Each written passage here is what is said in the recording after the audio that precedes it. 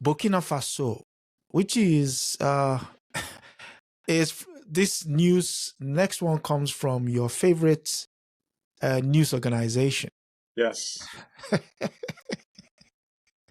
The New York Times. So the lead says, a military leader to his people, fight or you disappear.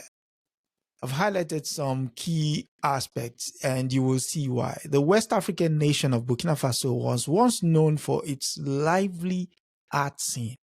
Now is a country torn apart by Islamic extremists and the government's brutal effort to drive them out. The report is by Ilan Petier and photographs by Jacome Ndobe. Teenagers toy with guns at a museum exhibit. Young men posed in front of posters of a country military leader. Over dinner in restaurants, family watch TV monitors showing footage of drone strikes. The event was billed as a national cultural festival in the West African nation of Burkina Faso, but it also resembles a mobilization campaign in an all-out war against the Islamic terrorists who have gradually occupied the countries in recent years. The Motherland or Death, Alela Ibowa, a spoken artist, shouted on stage to the cheers of crowd at the festival held in May in Bobo Dioulasso, the country's second largest city.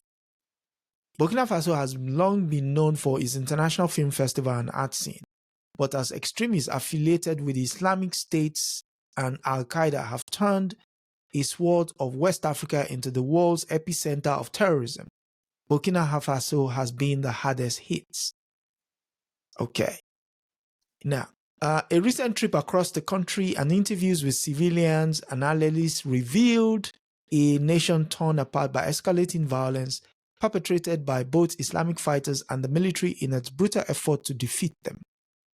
Where's the last part? Yeah. The country is now led by the world's youngest state leader, Captain Ibrahim Traore, a 36-year-old autocrat who seized power in a coup in 2022. He has enlisted Russian military advisors and drafted about 50,000 civilians to fight with his army, leading to a surge of human rights abuses against local populations. Nevertheless, the United Nations has provided more than half of the country's humanitarian aid this year, $150 million. Captain Traore has silenced activists, lawyers, journalists through forced conscription, imprisonment, and disappearances. Either you fight or you disappear, he said in a speech in May to draftees. So far, he's losing the battle against the extremists who freely roam the countryside and lay siege to dozens of towns and cities. In June, more than 100 soldiers were killed in an attack at a military base in Masila in eastern Burkina Faso. The Islamists claim responsibilities. Yes, sir.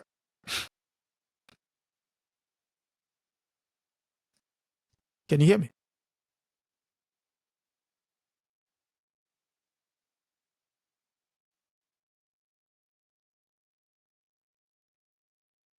Hello? Yeah. Can you hear me? Yeah, I can hear you now. Okay. So, what do you say? Well, tragically, Burkina Faso is indeed under tremendous pressure. Pressure. Yeah. And that is clearly also manifest in the article. Although the problem, of course, is that the article leaves out significant causes, and it's a bit disingenuous to sort of blame the present predicament on Traore, right? Mm. Makes it appear it's because he's an autocrat, because he seized power, and then as a result, the Islamist uprising keeps expanding, and they have been committing crimes against civilians, and the armed forces has been doing the same. All right, so here are the missing elements, of course, because the missing elements always shows their own culpability.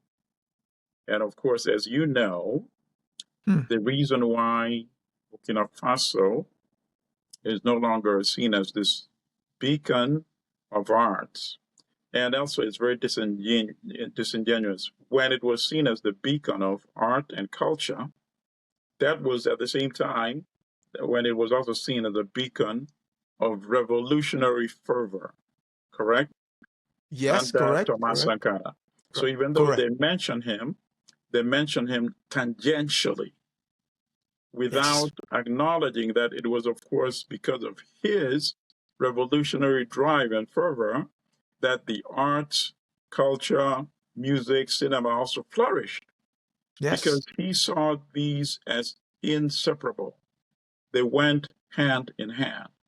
The yep, national liberation struggle, national consciousness uplifting, economic independence, self determination, it went hand in hand with art and culture.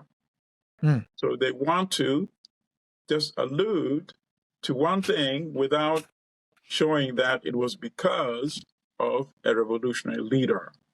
yep, So that then allows them to skip the part about France's role in eliminating this revolutionary leader, right?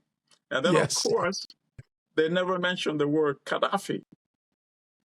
It was because of France's role in the murder of Gaddafi and the Hmm. proliferation of all those weapons that became available in North Africa, in Central Africa, and West Africa, which, of Yep. course, is also not by coincidence, but it was because of that that the armed conflict by the Islamist groups also escalated. True, So, true. so when you leave it out like that, it just, and of course, they're trying to give a particular impression, which is also part of what you read out, Mm. which is that he kicked out the West, he kicked out France, he kicked out the US, and now he's embraced Putin and Russia. And that is why the situation is getting worse and worse.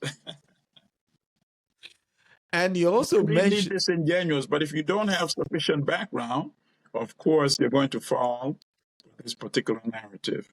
It's not true, such much outright lie, but it's lying by omitting a lot of relevant information and facts.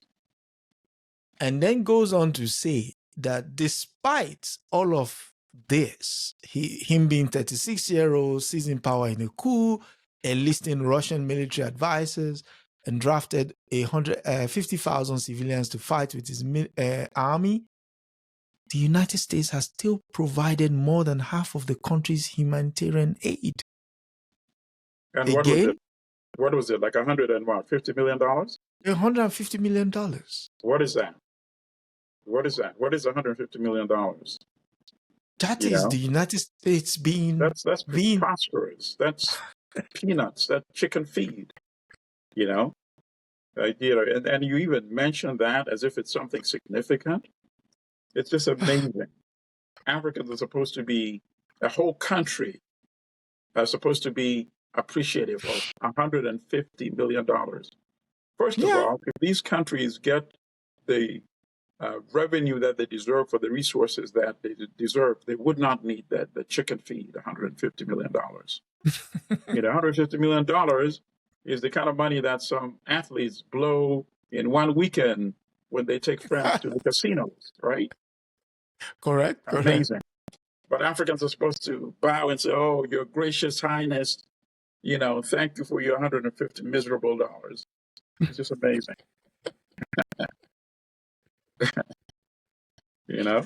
And that chant there where it says motherland on death is actually the chant that was started by Thomas Sankara when he Absolutely. And of said, course, he was giving that, um, he as a was giving that clarion in a call, very broad perspective, yes, against the counter-revolutionaries that wanted to kill him, yep, against those who was resisting the revolution, against those who wanted to reinvade the country, mm, against those that thought it's impossible for the Burkinabe to overcome the economic conditions.